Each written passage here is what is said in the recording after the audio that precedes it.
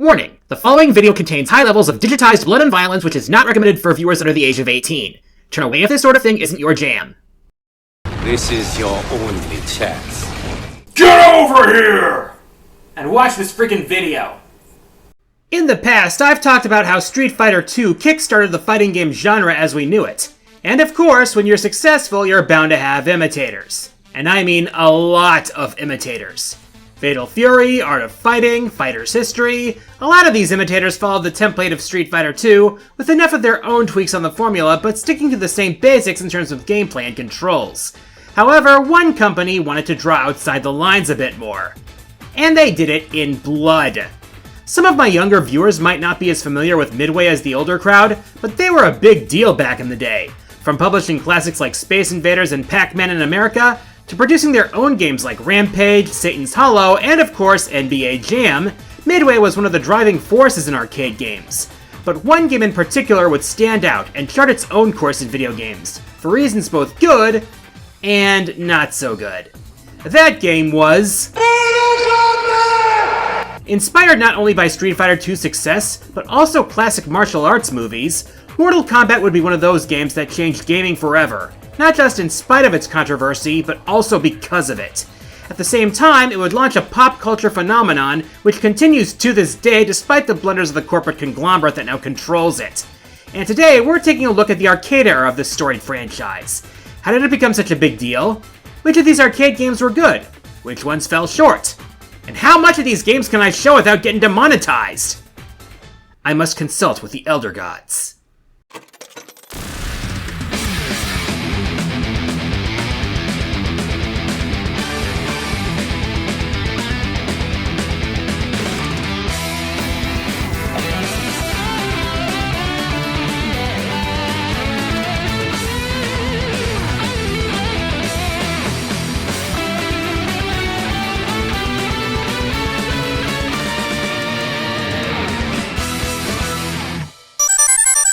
It is said in lore that the world of Mortal Kombat began with the one being. But in the real world, the two names associated with the creation of Mortal Kombat were Ed Boon, who began his career with Williams Entertainment's pinball division before becoming a designer and programmer, and John Tobias, an artist/writer who previously worked on games like Smash TV before being tasked with a fighting game. With the success of Street Fighter II, Midway gave the duo a budget of $1 million, a development time of 1 year, and approval to make a game to rival the new heavyweight. So Boon, Tobias, fellow artist John Vogel, and sound designer Dan Forden set out to make their new contender. Of course, agreement wasn't always easy. According to character actors Richard DeVizio and Daniel Pesina, Tobias, along with Daniel and his brother Carlos, wanted to make a ninja action game. Midway, on the other hand, wanted to make a game based on the Jean-Claude Van Damme action flick Universal Soldier, but Van Damme was in negotiations with another company, so DeVizio convinced Tobias to go back to the original idea, inspired by Asian martial arts movies like Big Trouble in Little China. Even before the game was commissioned, Boon and Tobias wanted to make a fighting game, though their main inspiration was the much older Karate Champ, except using digitized character graphics instead. Now, the use of digitized graphics was still young at the time, having been used in such games as Williams' Narc and Atari's Pit Fighter. But that wouldn't stop the team. Tobias filmed all the footage himself on his own camcorder. By the time the game was finished, each character boasted 64 colors and about 300 frames of animation. They even had trouble coming up with a name, going through ideas like Kumite, Dragon Attack, Fatal Blow, and Fatality. According to one account, the true name would appear when someone wrote the word combat on a whiteboard, then someone wrote a K over the C. Then pinball designer Steve Ritchie saw this and suggested the name Mortal Kombat, and, well, the name stuck. Mortal Kombat would release in arcades in August of 1992, with early revisions being built on Midway's Model Y unit, and later revisions on the Model T unit. So let's pop a quarter in the slot and start this baby up! It has begun! So let's set the scene, and I'll try my best to mention elements of the story as the games introduced them. The first game centers around the namesake tournament, which has been under the control of the wicked sorcerer Shang Tsung for the last 500 years, ever since the reigning champion Goro claimed the title by defeating the Shaolin monk named Kung Lao. Oh, by the way, Goro is a 2,000-year-old Shokan, a four-armed dragon-human hybrid. Now, once again, the tournament is being held with Shang Tsung having a particular interest in this one for reasons I'll explain later. 7 fighters step up for reasons of their own, hoping to claim victory. Liu Kang, played by Ho Sung Pak, is a Shaolin warrior and former member of the White Lotus Society. Kano, portrayed by the previously mentioned Richard DeVizio, is a cyborg criminal who's a member of the Black Dragon organization and has his sights set on Shang Tsung's treasures. Elizabeth Malecki plays Sonya Blade, a US Special Forces agent who's been pursuing Kano and finds herself in the tournament to save her squad. Fun fact, she was actually the last character added to the roster after the team was given more time to complete the game following the positive reception of a demo. Next is Raiden, played by Carlos Pesina. Raiden is a god of thunder who was invited by Shang Tsung himself in a show of arrogance. Carlos's brother, Daniel, actually did the acting for 3 characters. The first is Johnny Cage, an action movie star based on, who else, Jean-Claude Van Damme, particularly his performance in the movie Bloodsport. Then there's Bihan, aka Sub-Zero, an assassin for the organization called the Lin Kuei, who wields the power of ice. Finally, there's Hanzo Hazashi, better known as Scorpion, a ninja revenant who seeks revenge against Sub-Zero for killing him and his clan, the Shirai Ryu, and wields Hellfire and his iconic Rope Spear. Sub-Zero and Scorpion would be the origin of one of the habits of the early games in the series: palette swapping. Though considering the budget at the time, can you honestly blame them? P.S. There's actually a third, but we'll get to that later. As far as the bosses, Goro was brought to life through stop-motion animation done by Kurt Chiarelli, while Shang Tsung was portrayed by Ho Sung Pak and Eric Kincaid. Even his acting was the result of shapeshifting, how about that? Okay, now on to the game itself. Mortal Kombat's format is a best-of-3 fighter, similar to Street Fighter II, health bars, timers, special moves, and all that. But it actually plays significantly differently. Instead of 3 punches and 3 kicks indicated by strengths, it's a 5-button fighter with 2 punches and 2 kicks divided by height, and a dedicated block button instead of holding back on the stick. This allows you to block without retreating, and you lose less ground, making counterattacks more viable. The special moves are also quite different, mainly in that they're typically performed by a series of joystick taps followed by a button press, as opposed to quarter and half circle movements and charge moves. There are also a few universal moves. High punch while crouching delivers a powerful uppercut, back and high kick performs a roundhouse, and back and low kick lets you sweep the leg.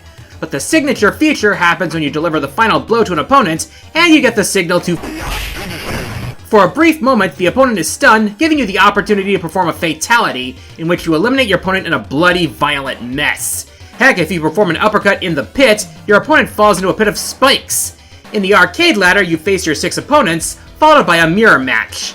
Occasionally, you get a Test Your Might minigame, which is basically button mashing. And then the really hard part. 3 endurance matches against 2 fighters each. And they're still best of 3. And even that's before you fight Goro and eventually Shang Tsung.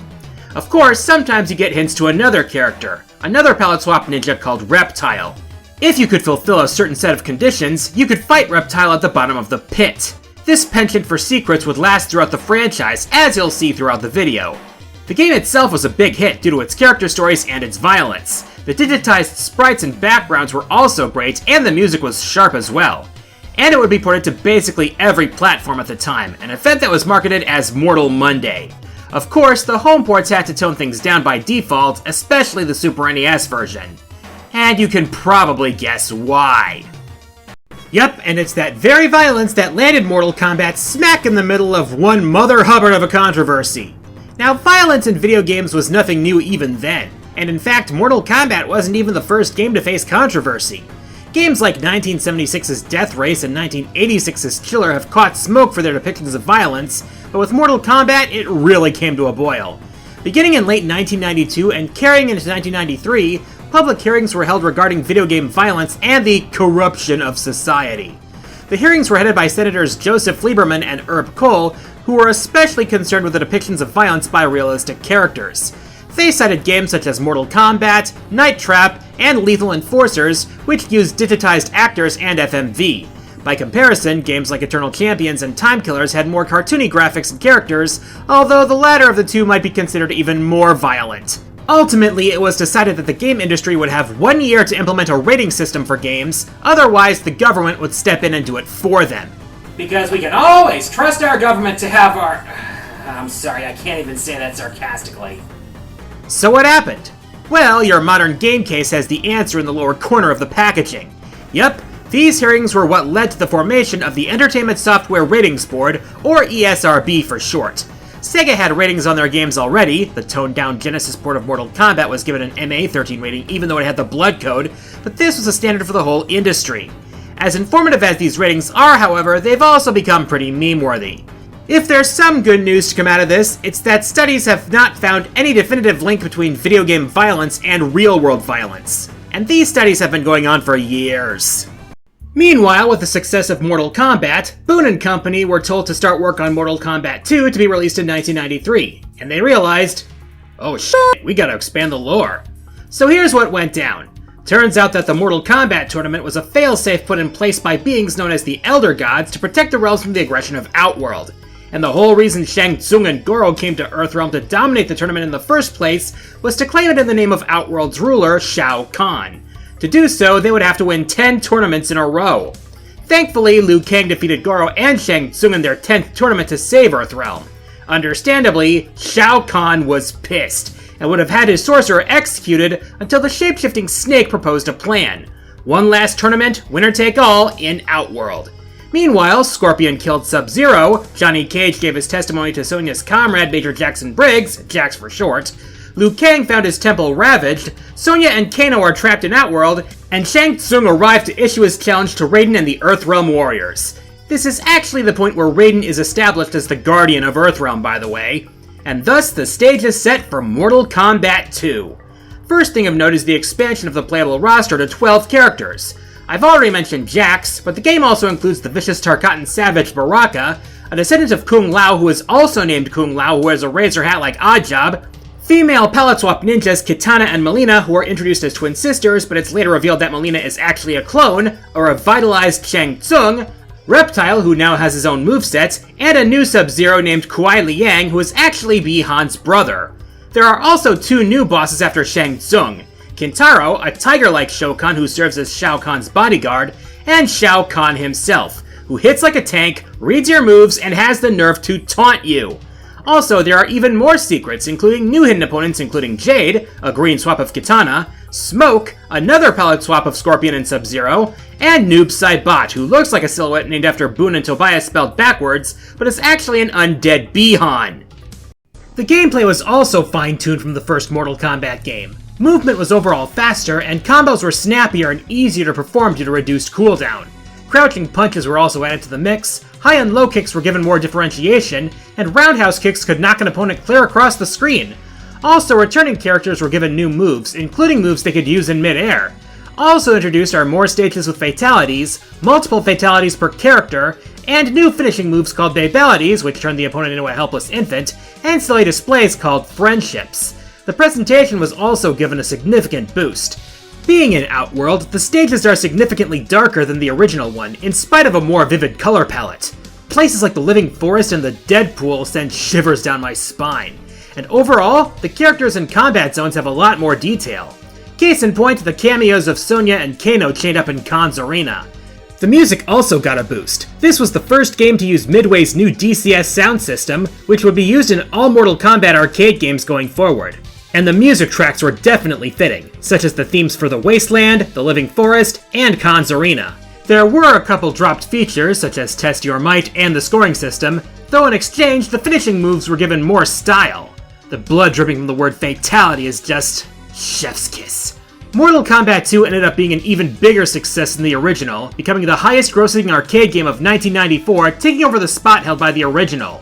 The release of the game on consoles, called Mortal Friday, was even bigger, selling more than 2.5 million copies in the first few weeks. It made $50 million in the game's first week, which Midway claimed to be the largest introduction of a game in history. History, of course, being up to the year of 1994 in this case. And unlike the first Mortal Kombat, the Super NES version was widely regarded as the superior home version compared to the Genesis port. And it wasn't censored either, except in Japan where the blood was turned green and the screen went black and white during certain fatalities. In any case, Mortal Kombat 2 was where the series really took off, and it's widely regarded as where things got really good.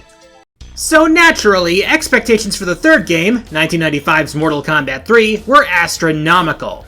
And Midway was keen to raise the stakes and make the third installment the darkest one yet. Instead of centering around a tournament, the plot focused on Shao Kahn's contingency plan. You see, Earthrealm wasn't the first target of Outworld's conquest. 10,000 years earlier, he set his sights on the idyllic realm of Edenia, merging it with Outworld through Mortal Kombat. His first act was to kill Edenia's king and claim its queen, Sindel, as his bride. But Sindel decided death was a better alternative. Flash forward to after Shao Kahn's loss to Liu Kang, and Shao implements a plan to resurrect Sindel on Earth. This plan was only possible because Shang Tsung had made a deal with another sorcerer, Quan Chi. A deadly alliance, if you will. In exchange for the location of a map leading to a certain amulet, Quan Chi would corrupt the soul of Sindel so that when Shang Tsung resurrected Sindel, she would be loyal to Shao Kahn. This gave Shao the means to open a portal to invade Earthrealm. First order of business, claim the souls of all humanity so that he could merge Earthrealm with Outworld. All humanity, that is, except a chosen few. Returning from previous games were Liu Kang, Kung Lao, Jax, Kano, Sonya Blade, Shang Tsung, and Sub-Zero, who looks a little different. Mainly because he's been targeted by the Lin Kuei for opposing their new cyborg program. Two such cyborgs are among the newcomers in the base roster, Cyrax and Sector. Yep, even machines are prone to palette swapping. Other newcomers include the aforementioned Sindel, Riot Cop Curtis Stryker, a Native American shaman named Nightwolf, a female Shokan named Shiva, and a masked drifter named Cabal. Wait a minute. Something's already off here. Yeah, the base roster is 2 characters bigger, but there's some noticeable absences here. Some of them are explained in lore. Raiden can't interfere due to the merging of the realms, Johnny Cage got offed by Shao's extermination squads led by the Centaur sub-boss Motaro, but where the literal hell is Scorpion? This is the only main NK game where Scorpion isn't in the roster. So already we've got some problems here, but more on that later. On to the presentation. And yeah, this is bleak. We've gone from Shang Tsung's island, to the surreal lands of Outworld, to a post-apocalyptic city.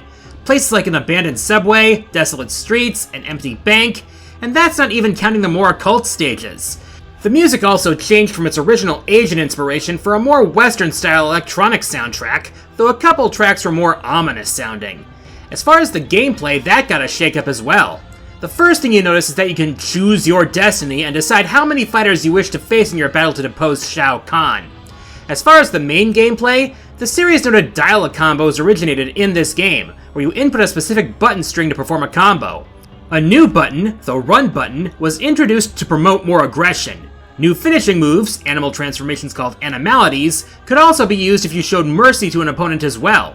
And as far as secrets go, this game introduced a crapload of them by means of combat codes. 6 simple codes that could be input in a versus match by both players to unlock all sorts of modifiers. In fact, on the Game Over screen, you could input a 10-digit ultimate combat code to unlock Cyborg Smoke. In spite of all these additions, Mortal Kombat 3 initially received mixed reviews. Some critics really didn't f**k with the new chain combos, and others thought the series' gimmick was wearing thin by this point. But the biggest complaint was the roster. Not everyone liked the new characters, but more people complained that fan favorites were cut. This complaint will be addressed in an updated version called Ultimate Mortal Kombat 3 released later in 1995. This update brought back Jade, Kitana, Reptile, and Scorpion, as well as the ability to unlock Mileena, Classic Sub-Zero, and newcomer Ermac, who was actually a glitch from the first game. Another newcomer, Rain, was teased in the Attract mode, but was never made playable until the SNES and Genesis releases of Ultimate. And yes, they made him purple because of the Prince song. Endurance matches also returned, and could have as many as 3 opponents on a team. The game also included 2-on-2 matches and 8-player tournaments, and beating the game gives you a choice of reward. There was also a version with online play in the works via a system called WaveNet, but that version wouldn't see release until the recent Mortal Kombat Legacy Collection. Despite a variation in initial impressions, and even with the updated home version called Mortal Kombat Trilogy, Ultimate Mortal Kombat 3 has come to be considered the definitive arcade Mortal Kombat experience. Which is especially telling when Mortal Kombat 4 came around in 1997. People like to claim that Sonic had a rough transition to 3D, when there was Mortal Kombat that actually did. This wasn't even Midway's first attempt at a 3D fighter. They previously made War Gods in 1996, which attempted the digitized idea in a 3D setting and largely failed. Mortal Kombat 4 chronicles the revenge of the fallen elder god Shinnok, who attempted to conquer Earthrealm thousands of years ago, but was stopped by Raiden in a brutal war and banished to the Netherrealm. Now, thanks to Quan Chi, he's managed to escape, conquer Edenia, and prepare to take revenge on his fellow elder gods. over 3 revisions, the base roster settled at 15. Returning to battle are Raiden, Liu Kang, Johnny Cage, who was revived in Trilogy, Sonya, Jax, Reptile, Scorpion, and Sub-Zero. The newcomers are Shinnok, who's a playable boss with very little sauce until the reboot era, Quan Chi, who previously appeared in the Sub-Zero spin-off, but actually made his debut in the Saturday morning cartoon, Fujin, a wind god and Raiden's ally, Jarek, the last remaining Black Dragon, Kai, a Shaolin monk and ally of Liu Kang, Tanya, a traitor to Edenia who assisted in Shinnok's invasion, and Reiko, Shinnok's general. There was also a hidden character skin known as Meat, which... yeah. This game ran on Midway's Zeus engine, which was very powerful but very cumbersome. It made this game hard to emulate, but it allowed for the game's 3D graphics. And those graphics were much better than War Gods, although the stages are still bleak in their tone. As for the gameplay, the only actual 3D movement came from sidestepping. Otherwise, it felt more 2D in execution. Players could now pick up and wield weapons, as well as throw items in the ring. Chain combos came back, but they added a damage cap to prevent infinite juggles.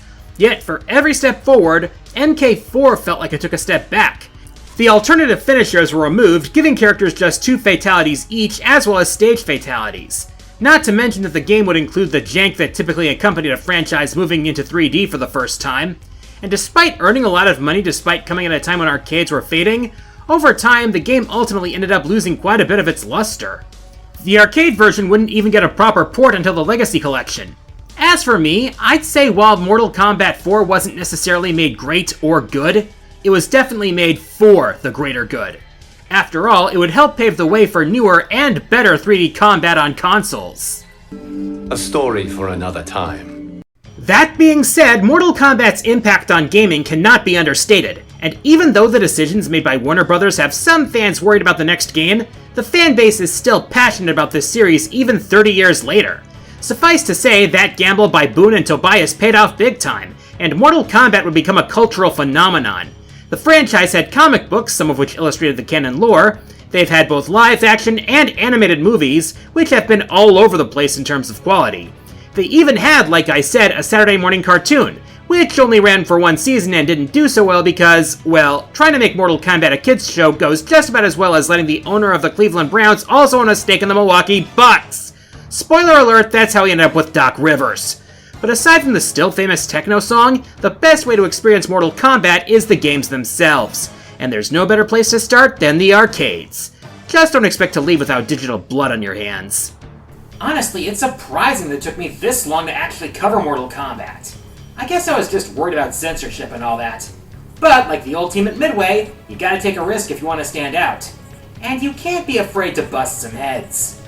Metaphorically speaking, of course. I'm the Quarter Guy, and until next time...